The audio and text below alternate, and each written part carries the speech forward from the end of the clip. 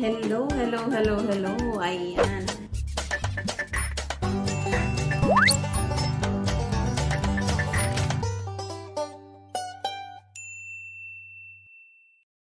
Hello guys!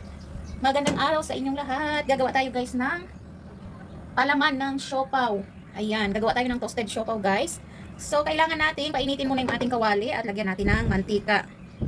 Ayan guys, half cup of oil.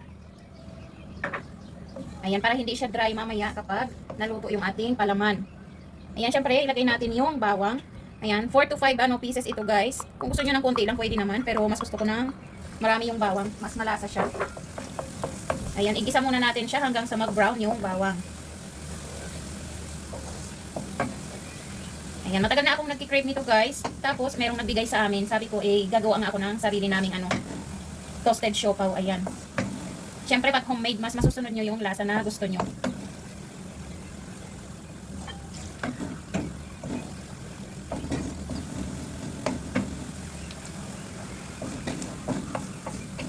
Sa Pilipinas lang kami nakakatikim nito guys, pero ngayon itatry natin maggawa dito sa Lebanon kung anong kalalabasan ng toasted siopaw nila dito.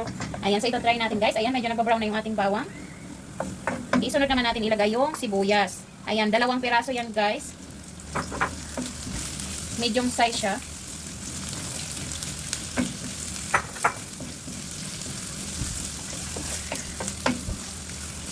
Ayan, so unahin muna natin gawin yung palaman bago yung harina guys. Bago yung kanyang dough. Yung filling muna ang gagawin natin.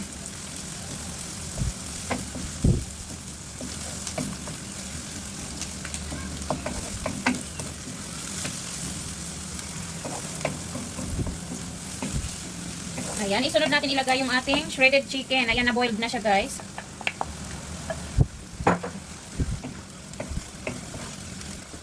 Mabuti na lang may natira kaming ganito guys na chicken kasi gumawa kami ng gratan.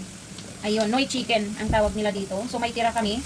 Ayan, ilagay namin siya sa freezer para pag may lulutuin sa susunod, meron nang naka-ready. So ayan, dahil nga nag-curd tayo ng siopaw, ito ang gagawin natin guys. Ayan, hindi na ako naglaga uli kasi may naka-ready naman. Pero 340 grams lang ito guys.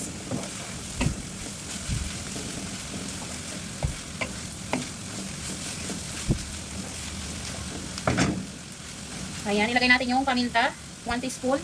Ayan, gusto ko nang medyo maanghang-anghang siya guys. Gusto ko sana lagyan ng chili powder pero may bata kasi nakakain so hindi natin lalagyan. Kailangan nating mag-adjust guys kasi hindi lang tayo ang kakain.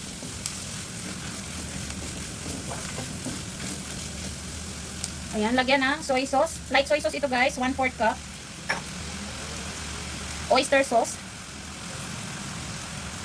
Ayan, 3 teaspoon yan guys. 3 tablespoon pala, hindi teaspoon. So yan na ang pang-alat natin guys, hindi tayo maglalagay ng salt dahil meron ng soy sauce at meron pang oyster sauce.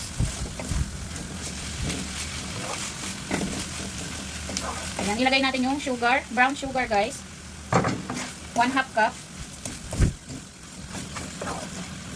Ayan, pwede kayong magdagdag ng sugar kung gusto nyo na medyo mas matamis pa yan guys. Pwede nyo gawing 1/3 cup, 3/4 cup pala, ay sorry guys, namamali tayo. 3/4 cup pala guys. Ayan, so manamis-namis ang ating palaman guys. Ayan, gusto ko ng maraming onion. Para pag ninuya mo siya guys, yung palaman medyo may lutong-lutong pa ng sibuyas. Ayan, dahil luto naman dati yung chicken natin guys, mabilis lang natin itong iluluto. Ayan, syempre lagyan natin ng corn flour. Ayan, corn starch. 1 cup water, saka may 2 tablespoon na corn starch.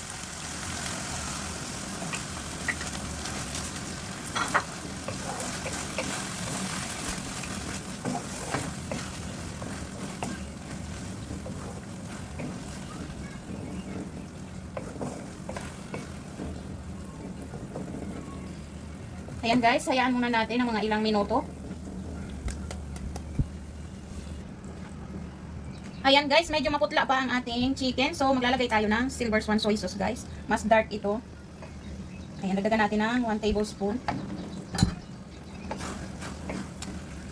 Ayan, para mag-dark siya konti. At baka pag kinagat nila guys, magulat yung palaman. Namutla siya. Kaya ayan, lagyan natin konti ng Silver Swan na soy sauce. Alam mo naman, lutong Pinoy, kaya dapat lasang Pinoy. Ayan, sticky na yung kanyang palaman guys. Ayan, Ayan, so titikman natin kung hindi ba siya umalat. Baka mamaya umalat naman guys. Dapat nag-aagaw lang yung kanyang tamis at alat.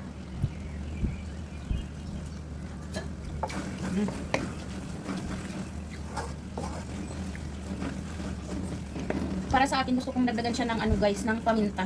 Kasi nga, wala namang sili. Mas masarap kapag medyo may anghang-anghang konti. Ayan, so pwede kayong mag-add ng black pepper guys. Pero kung kaya nyo kumain ng maanghang, lagyan nyo ng chili powder. Dahil mas masarap kapag medyo may kumakagat-kagat na anghang.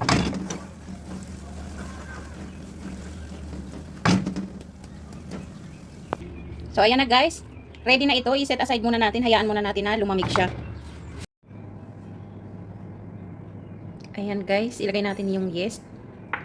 Instant yeast. At syempre yung sugar. Yung maligamgam na tubig. Ayan. Ihalo natin yan. Ayan. Ihalo muna natin.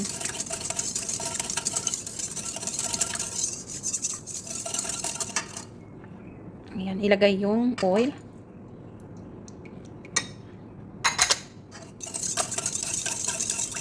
Ayan, halo-halo muna. Pag nahalo na natin, saka natin ilagay yung flour.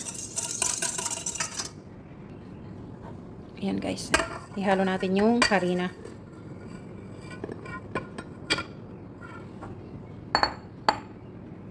At syempre yung salt. Ayan guys, halo-haluin na natin.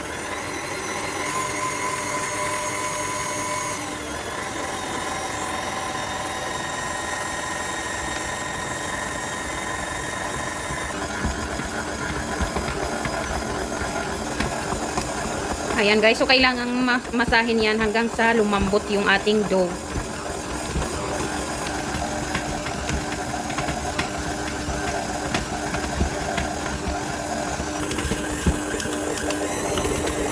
Ayan guys, so kailangang masahin yan ng 8 minutes hanggang sa lumambot siya guys.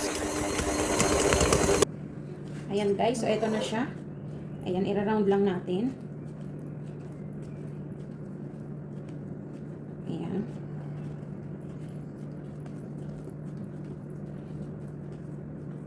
Ayan guys. Tapos, ilagay na natin dito sa bowl. Tapos, isprayan natin ng oil. Ayan.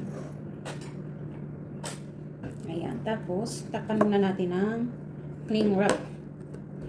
Tapos, hayaan natin siya na umalsa sa loob ng 1 oras.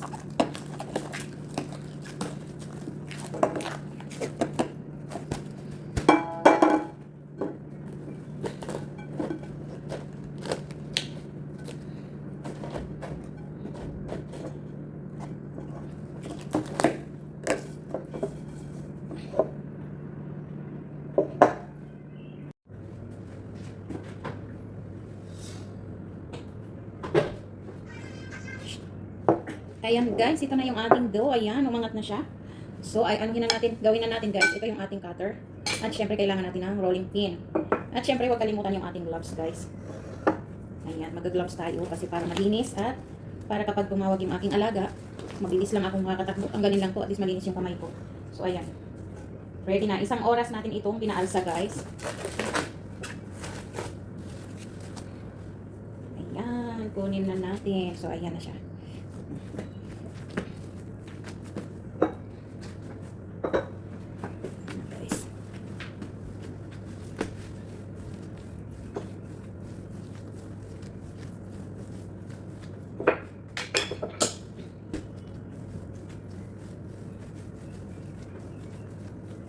Ayan, hindi ko alam kung ilan ang magagawa natin ito.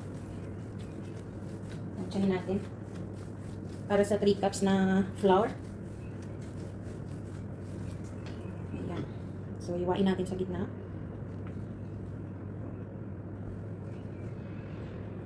Ayan, maliliit lang ang gagawin ko guys.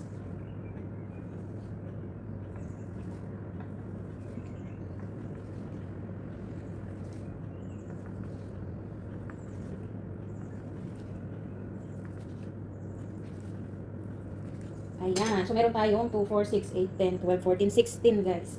16 na piraso. Ayan. So, ibibilog-bilog natin yan. Bilog-bilog muna natin lahat. Ayan guys. Hindi ko na pare-pareho ang size. Ayan. First time natin guys gumawa Nakita ko lang ito guys.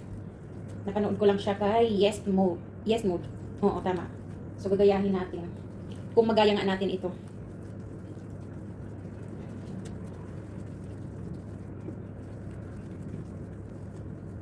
Sana makuha natin guys. Hindi tayo expert, hindi natin mabilog-bilog. Ayan. So, mabibilog na lang yan mamaya guys.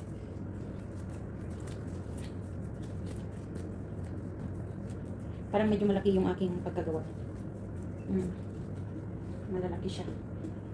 Okay lang. Sa sunod guys, makukuha na natin yan kung paano.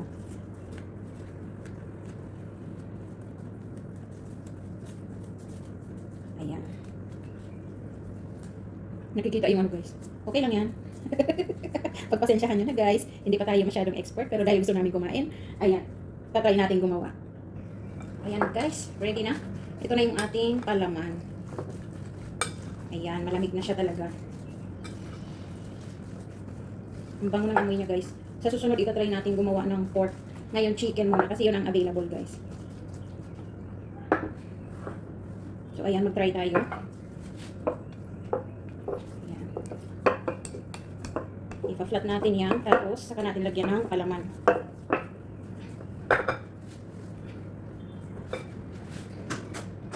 Ito na lang gamitin ko guys.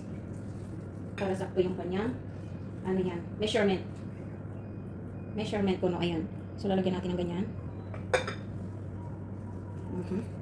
Tapos, isasara natin. Ayan. Di pa tayo marunong, guys.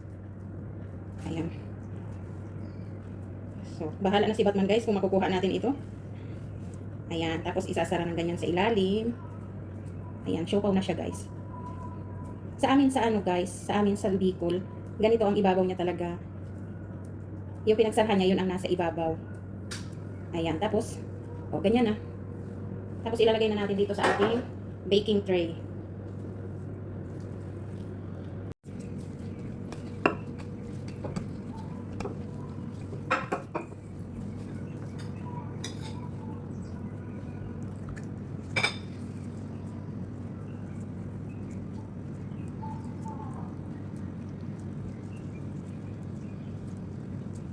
Yan guys, hindi tayo expert gumawa guys.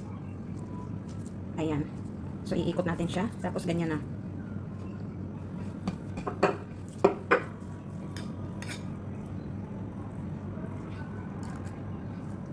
Ayan. Kahit nahihirapan tayo, guys, kakayanin natin yan. Kahit mahirap. Ayan. Kailangan nakasara talaga siya ng maigi.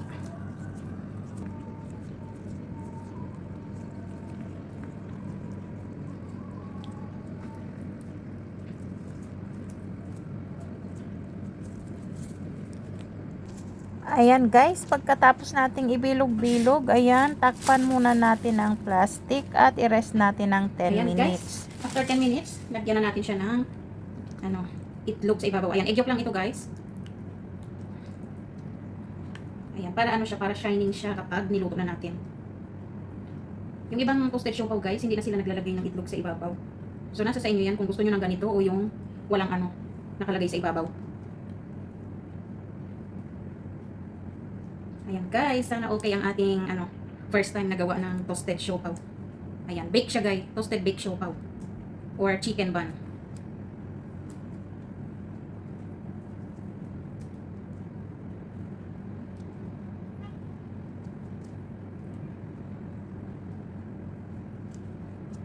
Ayan guys, pag umuwi ng Pilipinas guys, marami na kaming alam gawin. Malaking tulong talaga kapag mayroong YouTube kasi marami kang mapapanood sa Instagram, sa TikTok. Ayan, ang dami mong mga makikitang puro recipe ng pagkain. Yan guys, kapag hilig mo, madali lang gawin. Tapos ang importante, meron kayo ng mga kailangan gamitin. Yun ang pinaka-importante, kailangan may oven. Ayan, tapos yung mga ingredients. Siyempre kahit gusto mo naman magluto, kung wala namang mga ingredients at wala kang magagamit, paano ka gagawa? So ayan guys, kung talagang gusto nating makapagluto ng mga nagugustuhan nating pagkain, siyempre pag-ipunan natin yung mga kailangan. Yun ang kauna-unahang dapat gawin.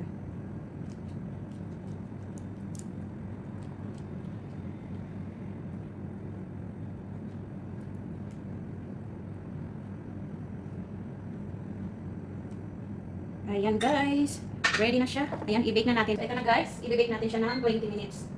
20 to 25 minutes.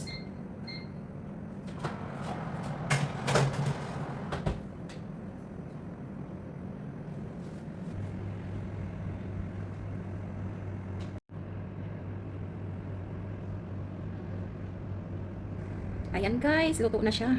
Ang ating toasted siopaw. Luto na. Ayan guys, ready for delivery na.